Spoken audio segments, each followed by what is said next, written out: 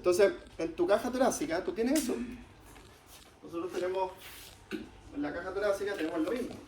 Tenemos un pulmón que está distendido en la caja torácica, ¿ya?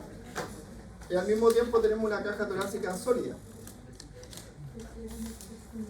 formada por las costillas, ¿cierto? Cerrada inferiormente por el diafragma y cerrada proximalmente por los músculos del cuello y del tórax, ¿ya? Entonces, aquí, en este espacio, hay una presión negativa que va de -4 a -12 durante los movimientos respiratorios. Nosotros durante la inspiración la hacemos más negativa, porque durante la inspiración tú estás generando una fuerza contraria a la fuerza natural de estos elementos, que el tórax siempre tiende a expandirse y el pulmón siempre tiende al colapso. ¿Ya? Entonces nosotros al expandir estamos aumentando la presión negativa y estamos haciendo que la presión del alveolo pase de 0 a -4. Y cuando nosotros expiramos, la elasticidad de esta estructura hace que la presión pase de 0 a +4. Y eso, cuando es negativa, con respecto al 0, que es la presión atmosférica, ¿cierto? Eso va a permitir que cuando nosotros la hacemos negativa durante la inspiración, el aire entre, y cuando nosotros la hacemos positiva durante la expiración, el aire sale. Y así funciona el sistema respiratorio, igual que este aparato que lo hice en la mañana. ¿Ya? Se lo voy a llevar a mi hija porque dijo que quería el bobo. ¿Eso no es aire por el No, tú lo que haces aquí es una bombilla, ¿cierto? Que estoy succionando el aire, estoy haciendo una presión negativa. Y eso hace que esto esté... Porque la presión dentro del globo es presión negativa respecto a la presión externa. ¿Ya? No se infla completamente porque podría ser uno más grande.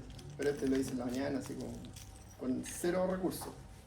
El jugo que me tomé ayer en la tarde, el lápiz que le robé a la Pauli, el globo que quedó de algún cumpleaños de la escuela. Ya. Las funciones que tiene el pulmón, la principal es el intercambio gaseoso. ¿Ya?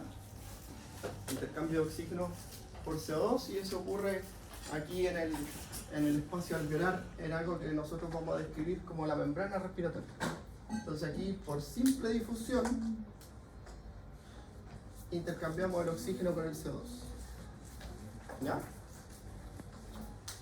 El nitrógeno también tiene importancia, porque bueno, ustedes que en el aire atmosférico tú tienes un 75-76% de nitrógeno, un 21% de oxígeno, y el resto se distribuye entre CO2, que es 0,6, y el otro, que casi nada, el vapor de agua.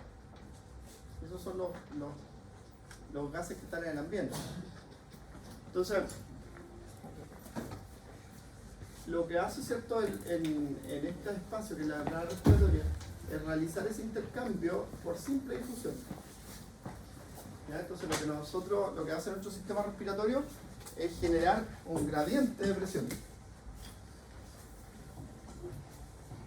¿Ya? Que en este caso es lo mismo que hemos conversado en otras veces, pero aquí va a ser la presión atmosférica menos la presión alveolar. ¿Ya? Ese es el gradiente de presión del que vamos a conversar nosotros. ¿Ya? También participa en el balance ácido-base porque es una fuente de eliminación de un ácido volátil como el CO2, ¿cierto? Eso ya lo sabemos.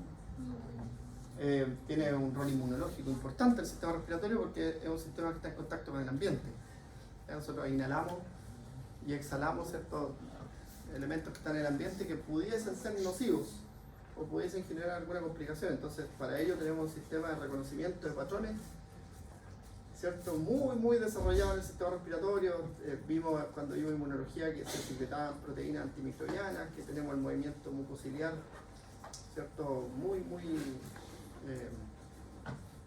desarrollado. Tenemos las células claras que son capaces de secretar elementos que atrapan estos micropartículas que intentan llegar a la región respiratoria baja y la eliminan por expectoración y después las deglutimos. Todo el día nos estamos comiendo esas cosas que inhalamos y que quedan atrapadas en nuestro sistema respiratorio, vuelven por movimiento mucociliar y uno las degluta y en el estómago ahí se destruye. ¿Ya? Pero no está todo el día comiendo eso. Si lo piensas, como. Ya. Participa en la termorregulación. Súper importante un rol que tiene porque sencillamente muchos capilares están en el árbol respiratorio. ¿Ya? Y si bien el sistema respiratorio, la vía aérea superior, tiene la función de calentar y humidificar el aire, ¿cierto? No logra calentarlo completamente. Entonces, siempre hay una pérdida de aire, de calor por convección. ¿Ya? Y también participa en el control de la presión arterial, súper importante en el pulmón. El pulmón, acuérdense usted que se adapta para recibir el mismo volumen de sangre que el sistema. ¿Ya? Y para eso tiene múltiples capilares de reserva, ¿cierto? Y hay algunos libros que se aventuran a describirlo, ¿cierto? Dicen que puede ser como una cancha de tenis completa si uno extiende todos los alveolos. ¿Ya? Bueno. Ya, oye, el libro que vamos a estudiar para esto es La Fisiología de West. Fisiología respiratoria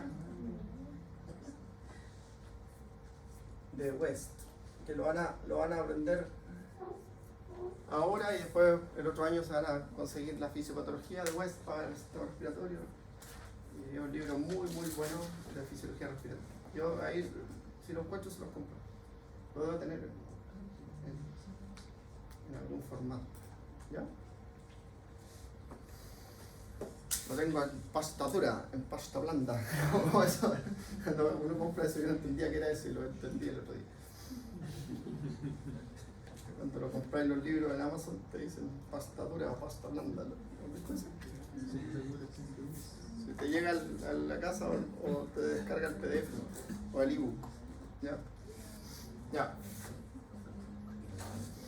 Bueno, los 4 procesos biológicos que se estudian en el sistema respiratorio, la mecánica ventilatoria, que es un proceso mecánico absolutamente, y aquí vamos a hablar mucho de esas presiones, del rol que tienen los músculos, porque el sistema respiratorio sin duda que se controla con la musculatura esquelética. ¿Ya? Depende de la acción de la musculatura esquelética. El diafragma es un músculo esquelético. ¿Sí?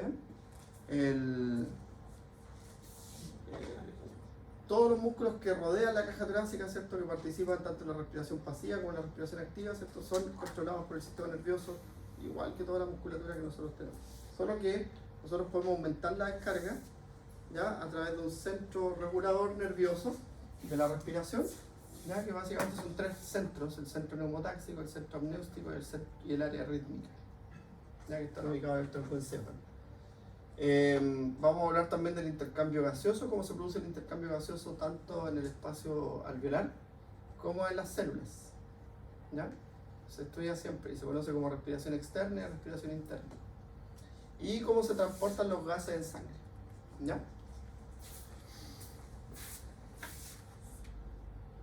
Ahí lo primero, ¿cierto? El sistema inmune y reforzar lo que hablamos de la inmunidad en el sistema respiratorio, que ha sido blanco de muchos estudios en los últimos años por el coronavirus, ¿cierto? Una infección que ingresa por la vía aérea, por lo tanto se estudió mucho y se avanzó mucho en el conocimiento de esto.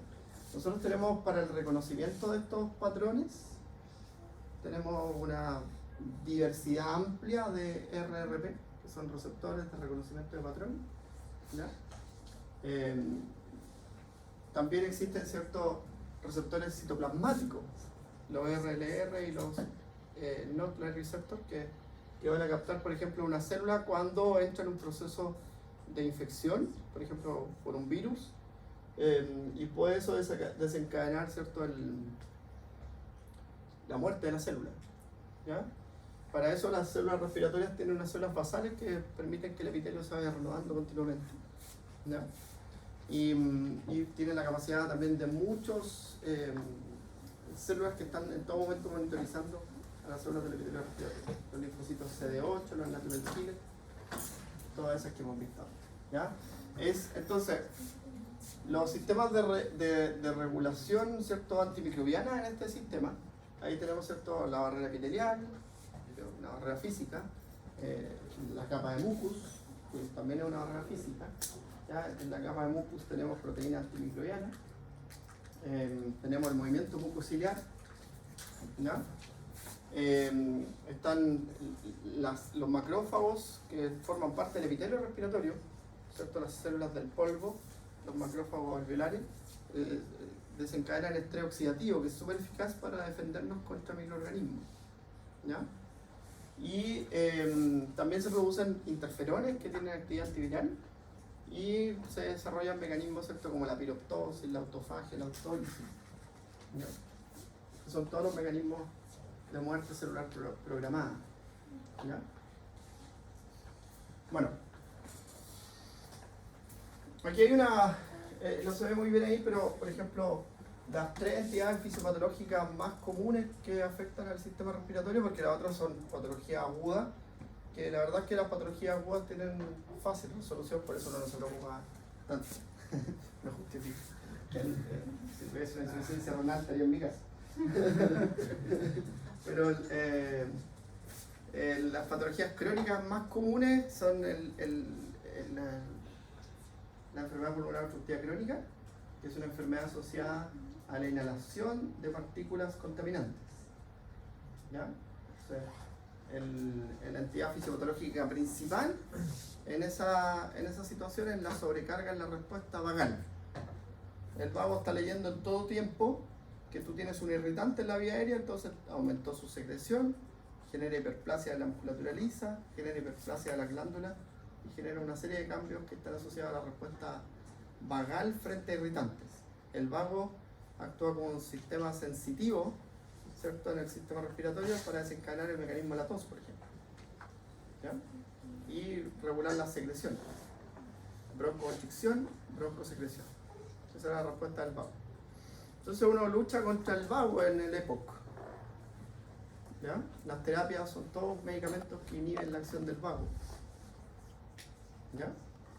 El asma es una enfermedad inmunomediada en la que va a predominar la respuesta TGLPER2. Hay una desviación hacia TGLPER2. Acuérdense que los mecanismos de defensa del aparato respiratorio, como es epitelio mucoso, son TGLPER1 y TGLPER17 como principales procesos inflamatorios que resuelven finalmente, ¿sí? Y aquí hay una migración hacia TGLPER2 y esa migración hacia TGLPER2 cursa con una secreción masiva de sustancias neuromoduladoras que también desarrollan lo mismo: hiperplasia del músculo liso, hiperplasia de la glándula secretora, ¿ya? Y eso afecta la función respiratoria en general. Entonces esa enfermedad normalmente se contrarresta con medicamentos que tienden a estabilizar la liberación de estas sustancias neuromoduladoras o que tienden a estimular la bronchodilatación, ¿ya? Y la otra entidad fisiopatológica compleja es la fibrosis quística, ¿ya? En ese caso se debe a una alteración de unos canales que incluso se llaman canales reguladores de la fibrosis quística, que son unos canales de cloruro que están presentes en el epitelio que ayudan al movimiento de agua. Entonces, al movilizar iones, tú movilizas agua y eso fluidifica el mucus. Es lo mismo cuando te tomáis el jarabe para la tos que le dan cuando uno era chico, ¿cierto? El ambroxol, la bromixina, el Gederaelix, ¿cierto? Que son fluidificantes de mucus. Para eso sirven. Eso usted ya casi no los va a prescribir cuando trabaje. Usted le va a decir a las personas: tome agüita, que es lo mismo, ¿ya? Y este canal de cloruro empieza a fallar, entonces el moco empieza a ser cada vez más denso, más denso, más denso y empieza a dañar y se empieza a reemplazar tejido pulmonar por tejido fibroso. Y ese es el proceso fisiopatológico que regula eso, ¿ya? Bueno.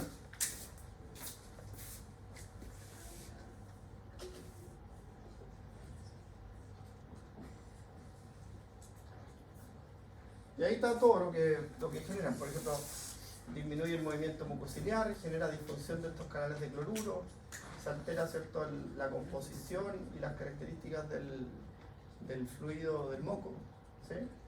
Se altera la producción de mucina, disminuye el pulmón como una barrera protectora porque disminuye las células se empiezan a dañar y empieza a cambiar el epitelio, ¿ya? Sobre todo en el EPOC. Se incrementa la respuesta inflamatoria, en los pacientes con EPOC, asma o con fibrosis quística es más intensa la respuesta frente a un alergeno. Entonces, en una enfermedad respiratoria que para una persona puede ser común, para ellos una situación grave, porque el bronquio está hiperreactivo. Esa es la entidad fisiopatológica que ustedes van a estudiar en fisiopatología, hiperreactividad bronquial. El bronquio está más reactivo de lo normal. ¿Ya? Ya, entonces esta respiración externa que ocurre en la pared del alveolo, y hay otra respiración interna que ocurre a nivel de los tejidos. ¿Ya? Vamos a ir viendo algunas de las funciones. La cavidad nasal y las fosas nasales, ¿cierto? Tienen como función, ¿se acuerdan cómo eran los cornetes nasales? ¿Sí? ¿Cuál es su función? ¿Cómo es su estructura? Ya, y eso es un hueso, ¿cierto? Poroso, ¿sí? Esponjoso. Esponjoso, ¿sí?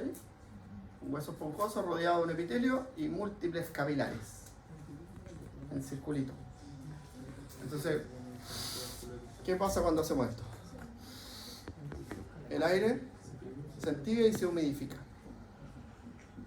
¿Ya? Porque la presión sobre la pared aumenta la liberación de vapor de agua. ¿Ya?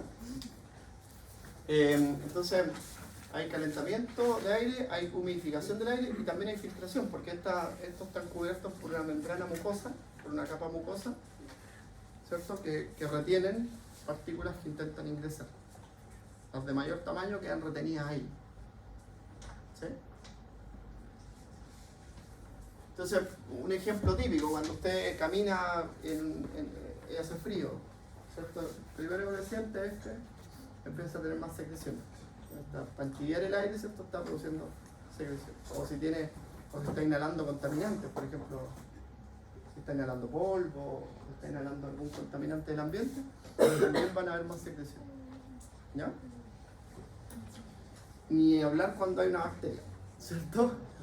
Ahí hay muchas secreciones. ¿Sí? Y es un mecanismo de defensa, de protección. ¿Ya? También, ¿cierto? Tiene el epitelio olfatorio, que es un epitelio muy particular, que lo vemos en una de las clases que me quedan de neuroanatomía. Es un epitelio que se renueva, un epitelio nervioso que se renueva. El más primitivo en el desarrollo del sistema nervioso. ¿Sí? Y se va renovando continuamente, ¿cierto? Se puede dañar y se puede renovar, ¿cierto? Ya vieron ustedes en el coronavirus que uno de los signos clínicos era se perdía el olfato, pero después se recupera, porque se puede renovar. ¿Ya? Las sustancias son captadas desde la membrana mucosa, donde quedan disueltas y se captan por estas neuronas sensitivas que son capaces de leerlas. Y ahí esas sustancias las llamamos odorantes. ¿Ya? Odorantes.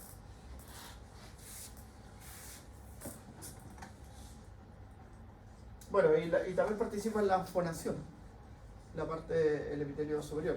Cuando nosotros no vemos fonación, pero yo me acuerdo antes, cuando hace mucho tiempo atrás le hacía clase de fonoaudiología, hacía la clase de fonación y participa el paladar blando, el paladar duro, la musculatura faríngea, la laringe. Todo eso participa e interviene en la fonación. ¿Ya? Es bien entretenida esa fisiología de la fonación. Yo no hago la clase hace como 13 años, pero por ahí la tengo alguna vez. Ya. Vía aérea inferior, ¿cierto?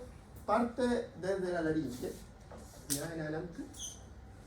Y aquí entra un tejido que es muy particular y muy especial y hay que prestarle mucha atención, que es el tejido cartilaginoso. ¿Ya?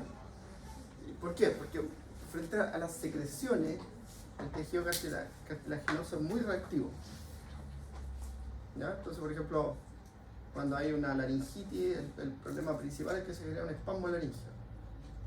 Por las secreciones empiezan a aumentar el tejido cartilaginoso y eso puede hacer un colapso y bloquear la vía aérea. ¿Ya? Bueno, también, ¿cierto? Es súper importante lo que ocurre de aquí en adelante, la interacción que ocurre con el músculo liso. Porque forma parte de la resistencia al flujo de aire. Ya, lo que nosotros conocemos como la resistencia no elástica. Porque la principal resistencia del pulmón es la resistencia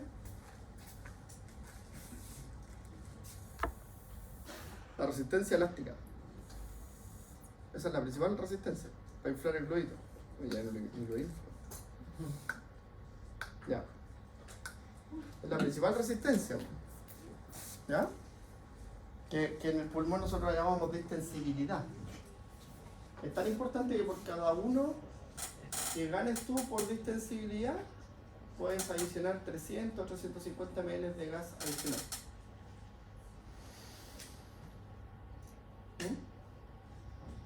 Entonces es súper importante. Cuando vayamos al taller, yo no quise hacerlo mañana también porque tenemos que dar algo materia. La espirometría, vamos a ver que lo más importante es que el paciente esté relajado, que tome bien el aire y lo expulse. ¿Ya? Ahí encontré un espirómetro que lo vamos a ocupar. Y esta es la primera resistencia, porque es la resistencia no elástica, que entrega el bronquio.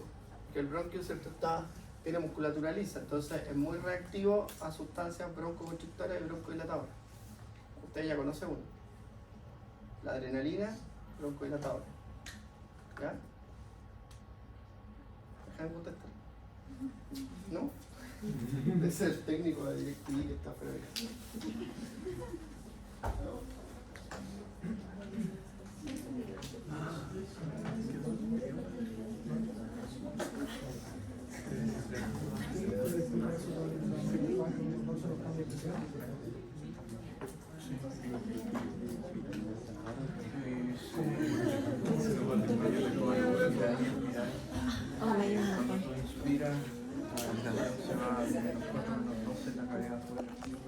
Perdí la sensibilidad.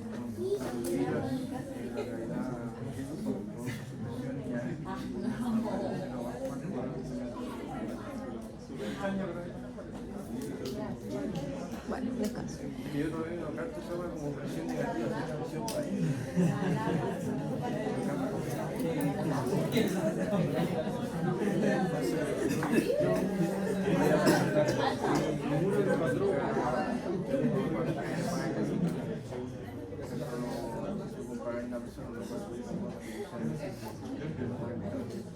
como una hora sí, pero qué raíz no se puede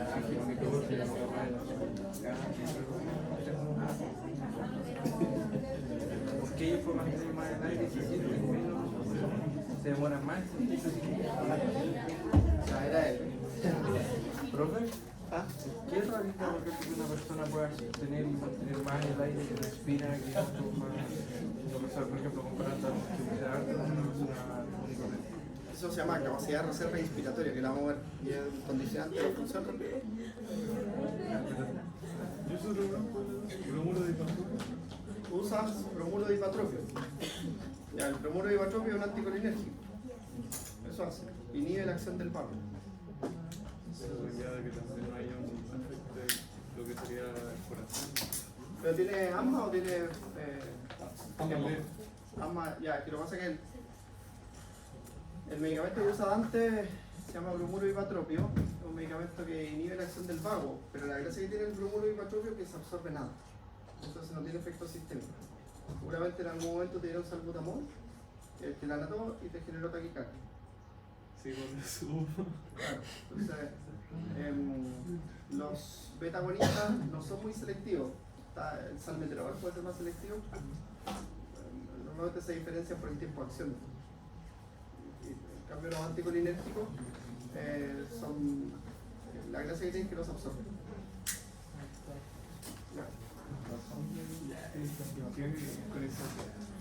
El que más usan en los SAMU es el Verodual, que es una mezcla entre salmeterol y bromuro de hipatropio, o fenoterol y bromuro de hipatropio. Tiene que haber un procedor porque llega a los 180 de. Ah, sí. ¿Puede volver a explicar lo del cartílago? Por supuesto. Entonces, aquí en el espacio bronquial, ¿cierto?, se genera una resistencia al flujo aéreo.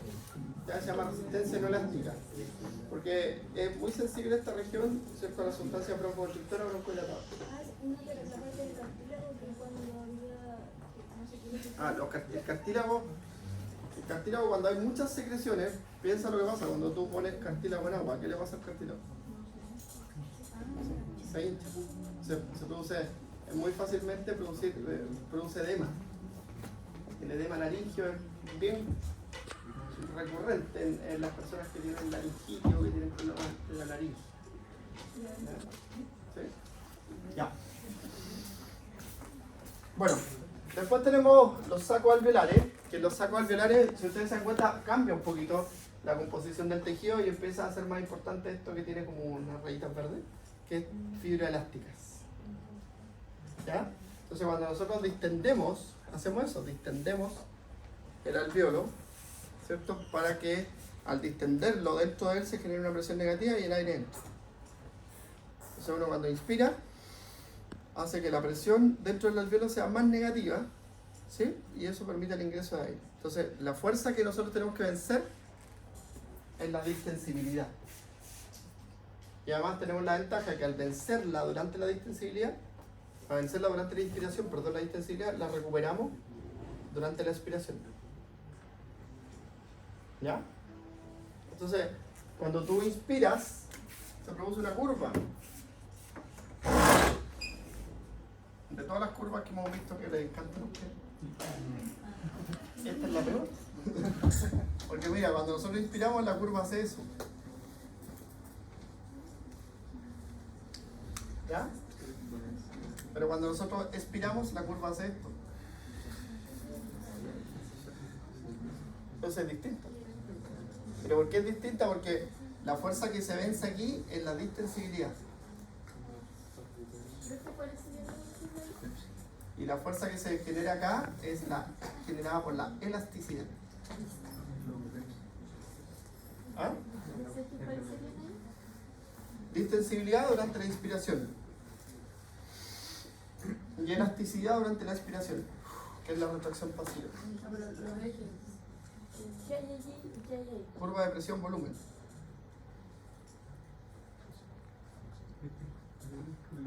Aquí tenemos litros, milímetros de mercurio. ¿Ya? Entonces se produce algo que se conoce como histeresis. ¿Ya? Eso significa que un mismo tejido produce una fuerza distinta. ¿Sí? La histeresis, la disparidad en las curvas, que eso es un modelo.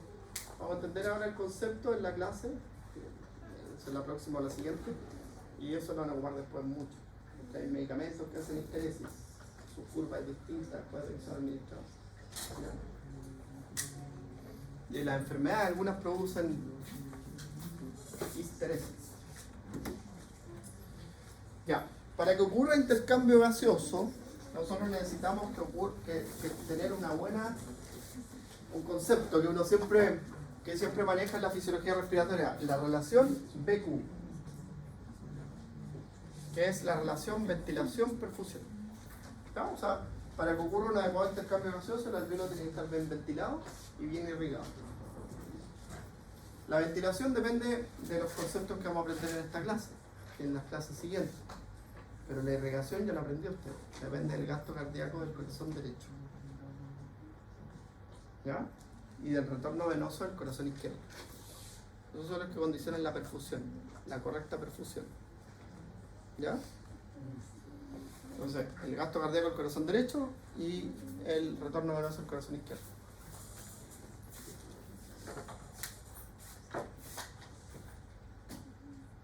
La membrana respiratoria es esto, ¿ya? La membrana respiratoria está formada por el epitelio alveolar, el intersticio celular, el endotelio capilar, la membrana del eritrocito. ¿Por qué? Porque el oxígeno tiene que transportarse unido a la hemoglobina. ¿Ya? El oxígeno se transporta en un 99% unido a la hemoglobina. ¿Ya? Entonces tenemos que considerar en la membrana respiratoria la membrana del eritrocito. ¿Ya? Ahora, esta membrana tiene un espesor de 0,3 a 0,5 micras. Nada. En condiciones normales. Y eso asegura, cuando hay una diferencia de presión estándar, un adecuado intercambio gaseoso. O sea, los gases difunden a través de esta membrana. ¿Ya? Y para eso necesita que exista una complicidad de esta membrana. ¿En qué condiciones esta membrana podría estar alterada? Enfermedad respiratoria, una neumonía. ¿Qué va a haber? Un proceso inflamatorio que va a comprometer este espacio y lo va a hacer mayor. Entonces aquí va a haber exudado, va a haber infiltración de neutrófilos, infiltración de linfocitos, proteínas, ¿cierto? Una serie de cosas que van a impedir el intercambio gaseoso. ¿Ya? En un enfisema hay una ruptura en la pared del alveolo. ¿Ya? El asma y el EPOC van a complicar la ventilación. ¿Ya? Entonces, cuando ustedes ven las enfermedades respiratorias, hay enfermedades respiratorias que afectan al parénquima y hay enfermedades respiratorias que afectan las vías de conducción. La neumonía, la fibrosis quística, el enfisema afectan al parénquima, el edema afecta al parénquima. Y el EPOC y el asma afectan las vías de conducción. ¿Ya? Bueno, aquí tenemos varias células. Están las células, los macrófagos alveolares, ¿cierto? Células del polvo, se denominan así. ¿Ya? Que son como muy particulares. Cuando tú haces un corte de pulmón, suena así como. Porque empiezan a micropartículas, normalmente de metales, se empiezan como a acumular en ellas. ¿Ya? Más si fuman. ¿Ya? Las células alveolares tipo 1 y tipo 2, ¿cierto? Las células alveolares tipo 1 son las que forman el epitelio plano que permite el intercambio gaseoso, y las células alveolares tipo 2 son las que sintetizan el surfactante pulmonar. ¿Ya? Que va a permitir que no pase lo que ocurre en este globito. Ya que este globito, cuando yo ejerzo presión, no se mantiene inflado. Mira, ahí está succionando aire, succiona aire, ¿ya? Pero después se desinfla. En cambio, nuestros alveolos hacen esto y siguen inflados, porque lo que hace el surfactante pulmonar es disminuir el efecto de la tensión superficial. La tensión superficial hace que ese globo se desinfle. Pero también lo que hace el surfactante es disminuir el efecto de la tensión superficial del agua. ¿Qué pasaría en un ambiente lleno de vapor en condiciones naturales? ¿Qué pasa cuando usted se ducha? ¿Qué pasa en el baño de su casa, en las ventanas? Claro, agüita, se juntan las gotitas de agüita hasta que caen así y empiezan a correr. ¿Cierto?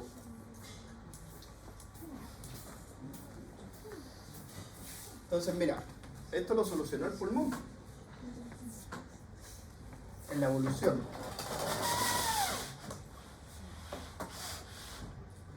Entonces, tú tienes la molécula de agua, siempre hace interacción con otra molécula de agua, y con otra molécula de agua, y con otra molécula de agua, y con otra molécula de agua. ¿Cierto? Y esto para abajo tiene el mismo sentido. ¿Sí? ¿Ya? Pero en las que están en la superficie tienden a juntarse. ¿Ustedes han visto un vaso de agua? Cuando usted ve el vaso de agua, ¿habrán visto un vaso de agua? Pero tú veis un vaso de agua, lo veis así, ¿cierto? No tiene ni una gracia, ¿sí? Pero si tú lo miras en detalle, ¿ya? El vaso de agua, la superficie del vaso de agua es así. ¿Sí? En tu ensayo se nota más, ¿sí? Porque eso es lo que tú estás viendo en la superficie, estás viendo la tensión superficial. ¿Ya?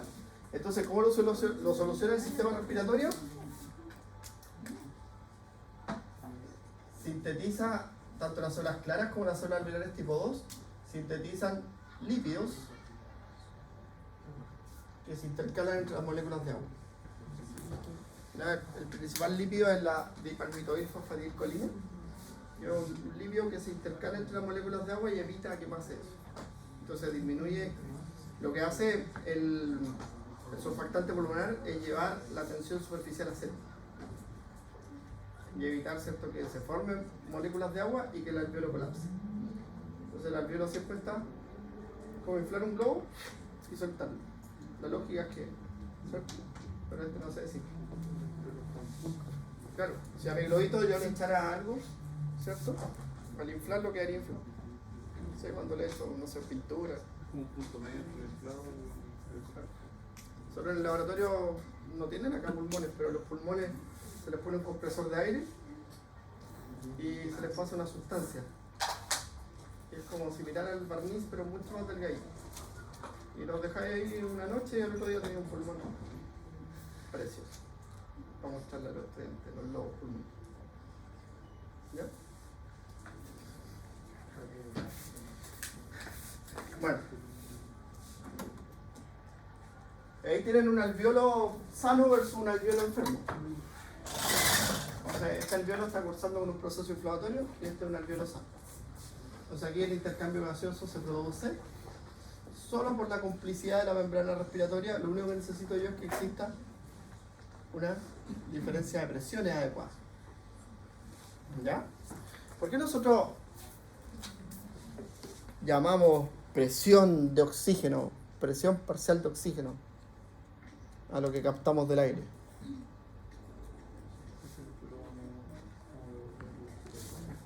Porque tú tienes...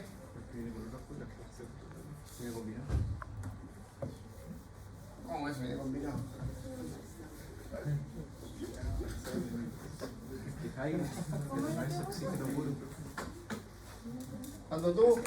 Cuando yo les digo usted inspira una presión parcial de oxígeno de 150 milímetros de mercurio. En el alveolo tú tienes una presión parcial de oxígeno de 100 milímetros de mercurio. En el alveolo, la presión de oxígeno alveolar. Y en la arteria, la presión de oxígeno arterial es de 60 milímetros de mercurio. En la arteria pulmonar. Entonces eso hace que el oxígeno difunda y las vénulas sacan una presión de oxígeno de 100 milímetros de mercurio. ¿Ya? ¿Por qué tengo ese valor? ¿Por qué yo obtengo ese valor? ¿Cuánto oxígeno hay en el ambiente? En la atmósfera, ¿cuánto oxígeno hay? ¿Cuánto hay? 20%.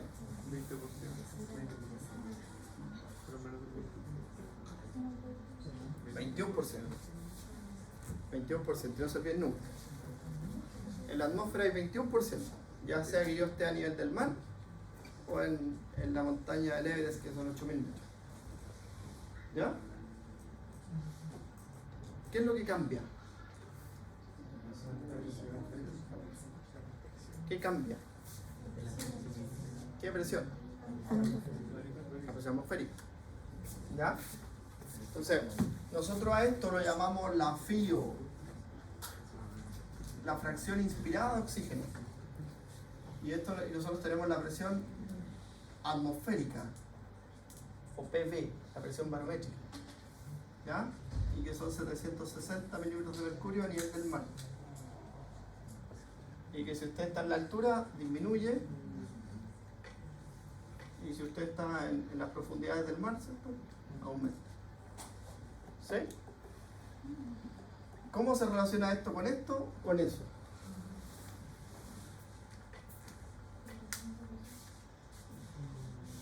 Porque eso es lo que a nosotros nos sirve. En la fisiología respiratoria nos sirve esto.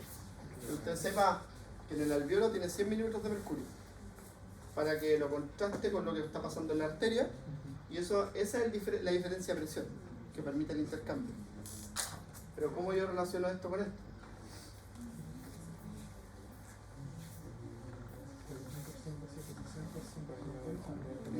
Según el principio de Boyle, biofísica, ¿cierto?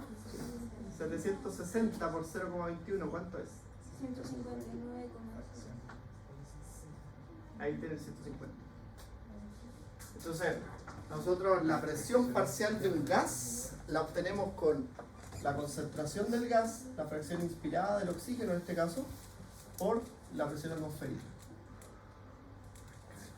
Entonces, la PO2, ¿cierto? Nosotros la obtenemos así. ¿Ya?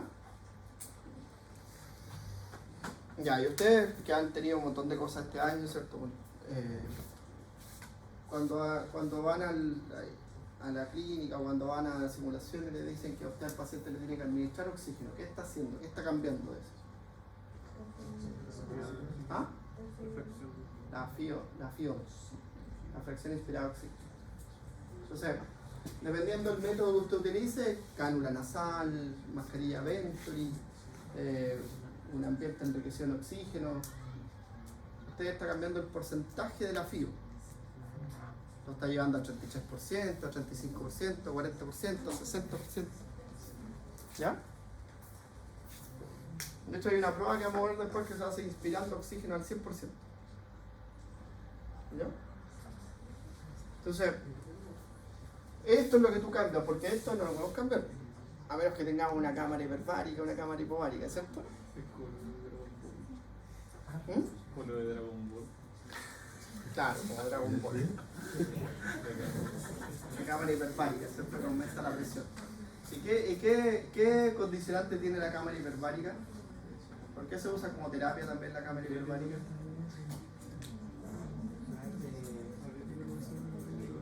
¿Qué hace? ¿Por qué la usan como terapia? Hoy día hacen muchas cosas. Yo recuerdo cuando en mis tiempos estaba recién entrando la cámara hiperbárica para uno se acostar después de entrenar, se acostaba un rato para recuperarse. ¿Qué genera? Si yo tengo mucha presión. Pero piénsenlo, si yo tengo mucha presión,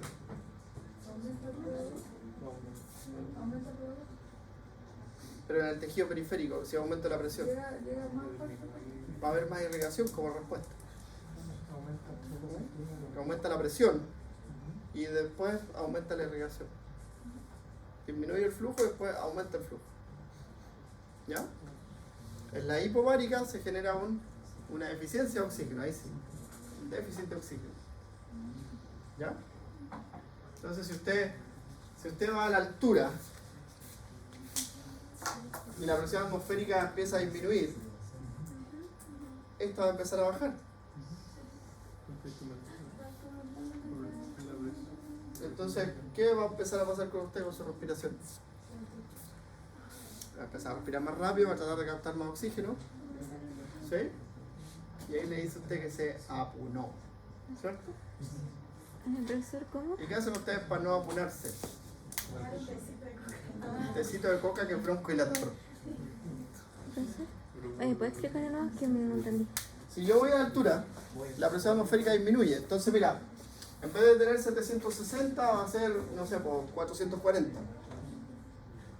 Y si yo multiplico el 0,21 por 440, esta es mucho menor. Entonces, por lo tanto, lo que está acá va a ser mucho menor. Porque una vez que entra, se mezcla con el aire alveolar y es mucho menor. Y el gradiente para el oxígeno va a disminuir. Entonces va a haber menos intercambio de oxígeno. Y eso es lo que pasa cuando están en la altura. ¿Cierto? La cámara, hay dos tipos de cámara. Cámara hiperbárica, que tiene aumento de la presión. Y lo que hace es que aumenta la tensión sobre la superficie de tu cuerpo. Es como estar en un ambiente con más presión. ¿Sí? Que tú eres como los monitos animados, pegarte al piso y no puedes pararte con la fuerza que hay. ¿Ya? Y en la cámara hipovárica lo que hace es producir un déficit de oxígeno, un estado de hipoxia. ¿Ya? Que antes que había en cámara hipovárica uno lo llevaba a la piscina, le decían ya anda al otro lado y de vuelta por debajo del agua. ¿Sí? ¿Se hacía usted eso? ¿En el colegio?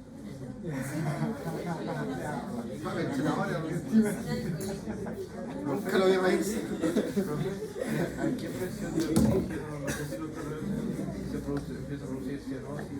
¿Ah? ¿A qué presión de oxígeno se empieza a producir cianosis? Cuando la saturación de oxígeno cae del 90%, ahí se empieza a producir cianosis. Pero ¿cómo se relaciona la saturación con un FIO? Ahora vamos para allá. ¿Cuándo se usaría la cámara hipovárica? ¿Cuándo uno necesita un oxígeno? Para inducir estado de hipoxia, porque el estado de hipoxia induce como respuesta mira, la verdad es que el estado de hipoxia induce como respuesta vasodilatación. ¿Ya? Pero también el estado de hipoxia se ha visto que aumenta la HIF, que es el factor inducido por hipoxia, que es una proteína dentro de las células. Y esa proteína tiene roles benéficos súper amplios. ¿Ya? Entonces, la hipoxia se incluye en todos los sistemas de entrenamiento. Hay que, por ejemplo, cuando a ti te hacen hacer repeticiones y estás así como gándote, esto está induciendo la hipoxia. ¿Ya? ¿Cómo? Claro, también favorece la eritropoyesis, la hipoxia. Entonces, si tú haces cualquier deporte, te hacen hacer como el mismo deporte, como a más intensidad. Para sentir el estado anaeróbico, como decía. ¿Ya? Pero igual sirve para adaptarse a la altura. Sirve. ¿Sí? Por ejemplo, para catar. Pucha, yo no sé si lo encuentro, voy a intentar encontrarlo para que les venga a dar una clase. Porque tenemos que hacer la clase de adaptación a las situaciones especiales. Y yo conozco a este hombre que subió al Everest, a García Huidobro. Se lo puedo traer para que les venga a una charla. Lo voy a contactar. Si anda acá en Temuco, lo agarramos. Porque se cuenta entre Temuco y Santiago. ¿Ya? Y él, por ejemplo, yo lo conozco hace muchos años, y cuando iban a escalar el Everest, hacían en el cerro, ¿conocen el Cerro Universal? Está la antena del cerro, que son, desde la base son 3,5 kilómetros. Ya subía 20 veces, corriendo. Sí, y una experiencia de vida súper linda, arraigada al deporte. Entonces, para la clase esta de adaptación a fisiología de situaciones especiales, me viene, pero de película. Voy a tratar de conseguirlo, ¿ya? Pero veamos.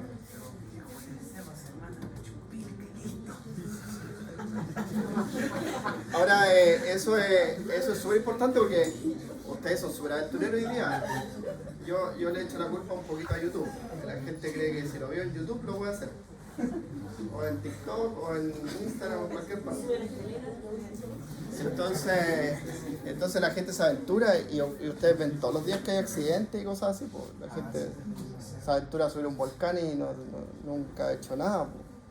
O sea, no van ni equipados. Yo de repente voy al cerro aquí y el sábado en la mañana me encuentro gente que anda caminando, y hay gente que no anda ni equipada, pues, ni una gota de agua, ni hablar de una gota de agua. Ni zapatos apropiados, ni zapatillas apropiadas. Se pueden perder, no sé. ¿Qué riesgo podría traer para una persona consumir oxígeno, por ejemplo, ahora, en una presión atmosférica normal? Es que el oxígeno es un fármaco. Y tiene indicaciones precisas también. Y tiene reacciones adversas. Entonces, si tú inhalas mucho oxígeno, puede llegar al extremo de romperse los alvéolos y producir un sangrado alveolar. Es irritante. No se venden unos sprays de oxígeno. Sí, son unos sprays de oxígeno, entonces tiene eso. Ya.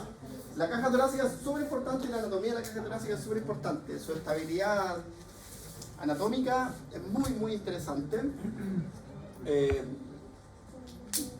Posterior, ¿cierto? Está la articulación con las vértebras, la articulación, ¿cómo se llama esa? De las vértebras con las costillas. Costo vertebral. Esta se llama costo condral, ¿cierto? Y el esternón también es una estructura súper importante, ¿ya? Que es una estructura cartilaginosa, ¿ya? La caja torácica está cerrada por el diafragma, que es un músculo muy especial porque es un músculo que tiene el tendón en el centro, ¿ya? El pilar del diafragma, ¿sí? Y el tendón del diafragma. Los pilares del diafragma y el tendón del diafragma. Y cuando uno inspira, el diafragma desciende.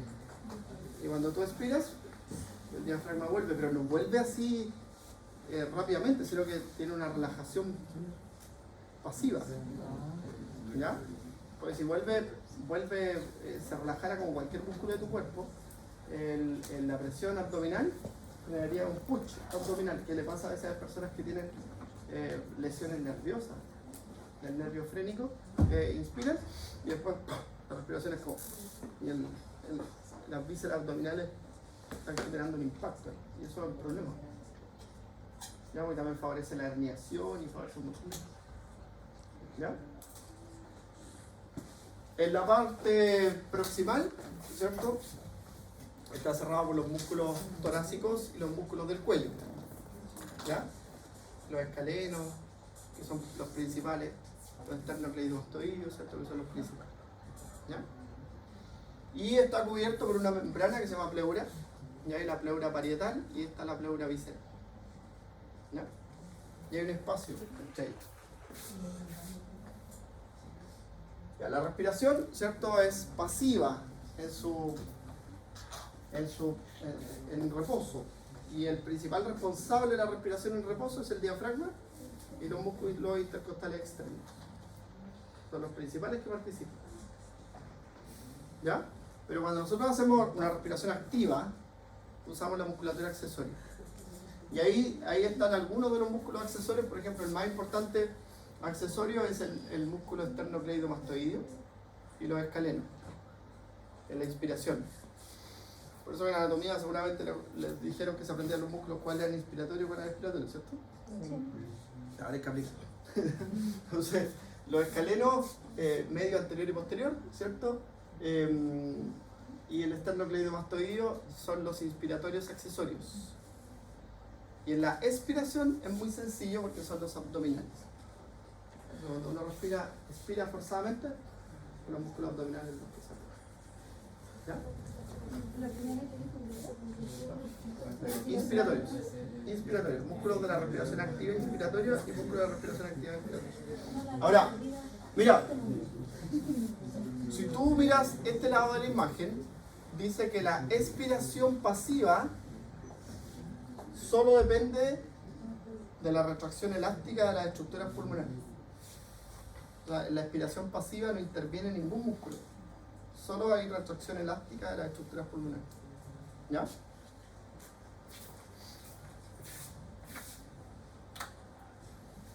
Y la regulación de la respiración, ¿cierto? Entonces se realiza sobre estos músculos.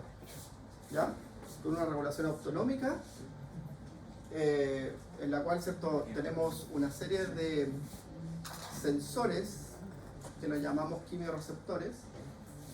Los quimiorreceptores periféricos son sensibles al oxígeno y al hidrógeno. ¿Ya? Son sensibles al pH y al oxígeno. ¿Ya? Y los quimiorreceptores centrales que son sensibles solo al pH. Los periféricos están ubicados en todas las arterias, pero principalmente los más importantes son los del seno carotídeo. Y en los centrales están ubicados en el cuarto ventrículo, en el techo del cuarto ventrículo. ¿Ya? Que por ahí anduvimos en la mañana cerca del área postrema. ¿Sí?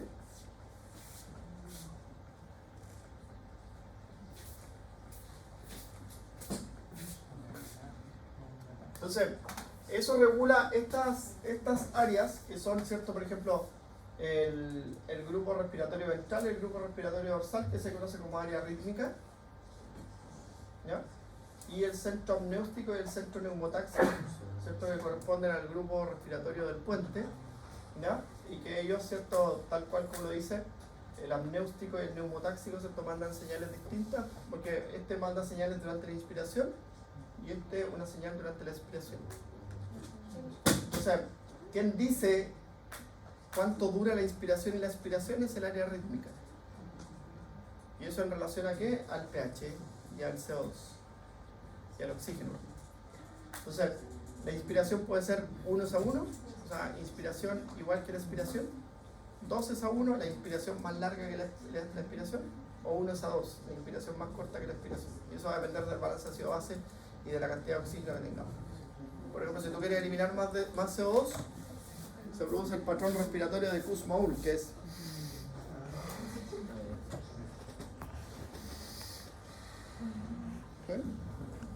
si tú quieres captar más oxígeno, la inspiración es más larga y la expiración es más corta. ¿Ya? ¿Y a quién regula eso? A los músculos respiratorios.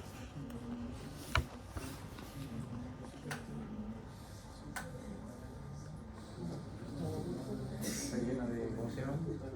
Inspiración. Bueno, Ya los músculos hablamos, ¿cierto? Entonces eso genera una expansión de la caja torácica, los músculos, la expansión de la caja torácica, y eso permite, ¿cierto?, un cambio en la presión negativa, que fue con lo que partimos hablando de esta clase. ¿Ya? Y ese cambio en la presión negativa, ¿cierto?, produce el ingreso del aire por diferencias de presión. ¿Ya?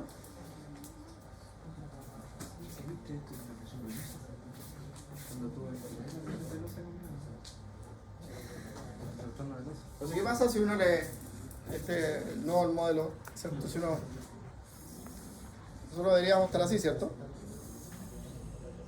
Pero ¿qué pasa si esto, lo mismo que está ocurriendo aquí, yo conecto el aire, ¿qué le pasa al pulmón? Igual que el globo, colapsa. ¿Y por qué colapsó? Mira, presión negativa. Presión negativa, el globito se insufla. ¿Ya? Que es como, para no decir se infla, porque esto infla, ¿cierto? Se insufla. Pero ¿qué pasa cuando yo saco la boca, ¿cierto? ¿Qué pasa por aquí? ¿Qué pasa aquí? Entra aire. Y el globito colapsa. Y eso es lo mismo que pasa cuando hay un neumotórax. ¿Por ahí? Mira. Entra aire en la cavidad y el globito colapsa. Ah, está afuera. ¿Sí? ¿La presión sigue siendo negativa en ese caso? No, la presión se hace cero. Cuando le hacen esa función. Entonces, ¿qué tienen que hacer? Les ponen, Con una cuestión lo tapan y después, ¿cierto?, con una maquinita y recuperan la presión negativa. Y esa cuestión que hace como una función y le ponen una manguerita con agua para ver cómo salen los burbujas. Pero eso es cuando hay Están líquido en drenando. el tórax. Eso lo están drenando. ¿Ya? Un kilotórax lo están drenando. Ya. En el periodo embriofetal, ¿cierto?, nosotros respiramos ¿por dónde? ¿Cómo va a respirar? Por la placenta, ¿ya? A través de la placenta. Porque la placenta del ser humano es una placenta del tipo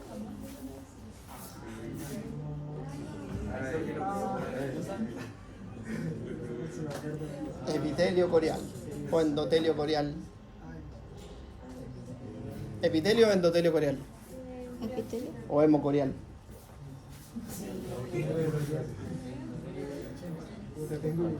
Endotelio, hemocorial o epitelio corial.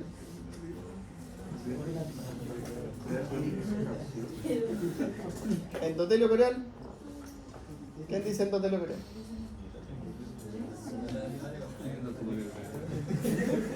¿Quién dice hemocorial? También escuché. No, yo no lo escuché. Hemocorial tienen los perritos, por eso cuando nacen verdes. Los perritos y los gallinos tienen hemocorial porque cuando nacen verdes, porque cuando la placenta madura se rompe y hay un sangrado y la hemoglobina se metaboliza y se transforma en biliverdina. Nacen verdes. La placenta del ser humano es endotelio corial. ¿Ya?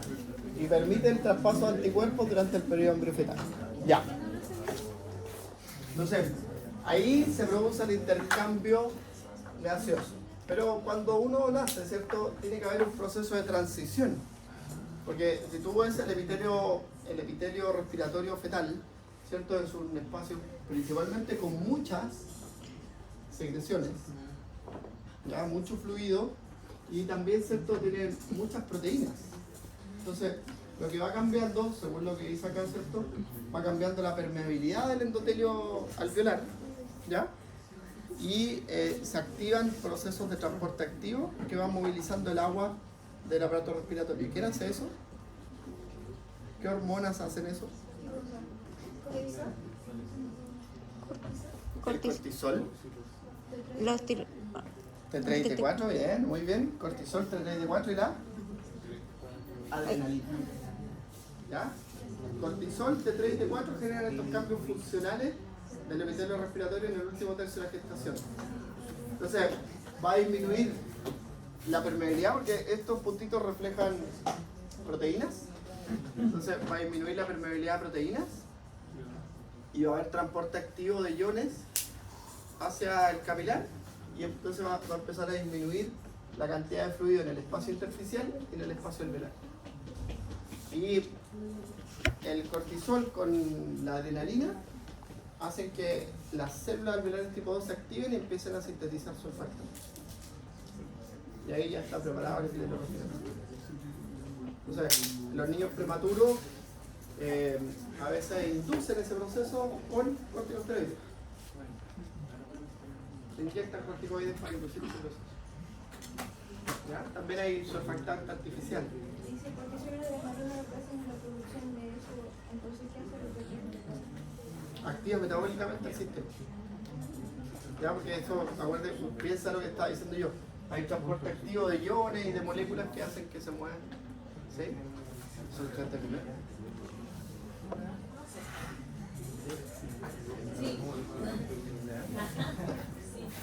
Ya. Bueno. Entonces, el epitelio cambió. ¿Se dan cuenta? Cambió a un epitelio funcional, absolutamente. ¿Ya? Entonces, estas células se empiezan a activar y todas empiezan a cumplir su función. Las células claras, ¿han visto las células claras en histología? Sí. ¿Qué hacen las células claras?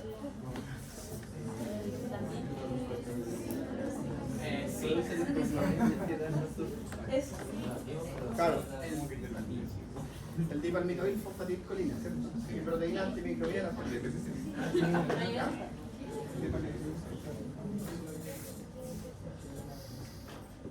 Ahí están las células claras, ahí están las células alveolares tipo 2, las células alveolares tipo 1. Y mirad lo que tienen acá, pues tienen aguamolinas,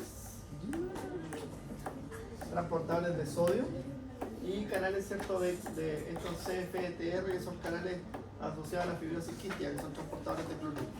Entonces aquí lo que hacen es movilizar iones y de esa forma se moviliza el agua del epitelio alveolar y las células empiezan a sintetizar surfactantes. ¿Ya?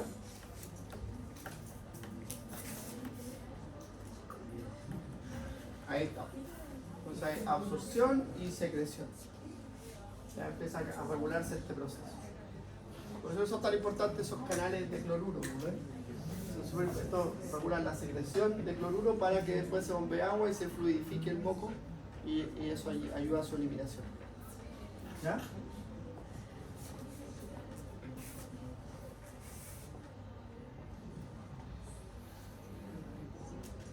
Y ahí están todas las hormonas que participan en este proceso y todos los elementos que participan en este proceso. Adrenalina, ADH, prostaglandina, prolactina, surfactante, el oxígeno, también participa en el proceso, el factor de reversión tumoral, la hormona tiroidea. Y hay otros factores que son el frío y la activación metabólica, que es cuando nace, ¿cierto? El cambio térmico y la activación mediada por el oxígeno genera el reflejo de la inspiración. Eso produce la primera inspiración y ahí no para de funcionar el sistema respiratorio. ¿Ya? Vamos a quedar hasta aquí y vamos a seguir el viernes.